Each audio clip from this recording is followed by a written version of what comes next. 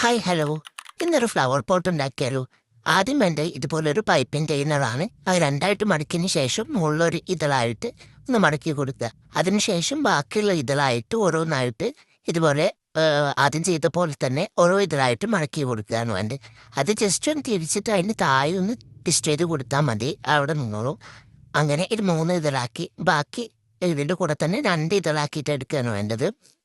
എടുത്തതിന് ശേഷം ലാസ്റ്റത്തെ ബാക്കിയുള്ള പോർഷൻ നമ്മൾ താഴേക്ക് ആക്കിയിട്ട് അത് ജസ്റ്റ് ഒന്ന് ട്വിസ്റ്റ് ചെയ്ത് കൊടുക്കണം. അപ്പോൾ നല്ലപോലെ നിൽക്കും. പിന്നെ അതുപോലെ ഓരോ ഇതളാക്കി എടുത്തതിന് ശേഷം ഇതുപോലെ മുകളിലേക്ക് ആക്കിയിട്ട് ആക്കി കൊടുക്കുക.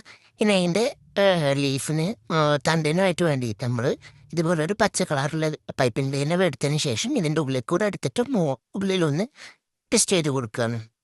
എന്നിട്ട് ഇതിൻ്റെ ഓരോ ഇതളായിട്ട് മുകളിലേക്ക് ഒരു മുട്ട രൂപത്തിലാക്കിയിട്ട് ഇങ്ങനെ ഉള്ളിലേക്ക് മടക്കി കൊടുക്കാനുണ്ട്. ഇത് പെട്ടെന്ന് ചെയ്തെടുക്കാൻ പറ്റിയൊരു ഫ്ലവർ പോട്ടാണ്. അപ്പം എല്ലാവരും ഒന്ന് ട്രൈ ചെയ്ത് നോക്കണം. അതുപോലെ നമുക്ക് അതിൻ്റെ പോട്ട് റെഡിയാക്കാൻ വേണ്ടിയിട്ട് ഇതുപോലൊരു ബ്രൗൺ കളറ് പൈപ്പിംഗ് ക്ലീനർ എടുത്തതിന് ശേഷം ഒരു പൈപ്പിംഗ് ക്ലീനർ 4 മുറിക്കുക.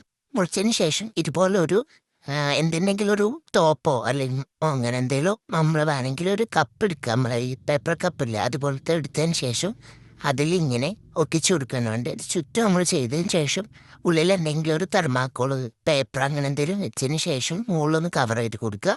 എന്നിട്ട് ഇതുപോലെ നമ്മൾ നേരത്തെ ഇട്ട് വെച്ച ഫ്ലവറിൻ്റെ ഇതുപോലെ ഇതിൻ്റെ ഉള്ളിലേക്കായിട്ട് കുത്തി വെച്ച് കൊടുക്കാം. ഒരു 20 മിനിറ്റ് ഉണ്ടെങ്കിൽ നമുക്ക് പെട്ടെന്ന് തന്നെ ചെയ്തെടുക്കാം.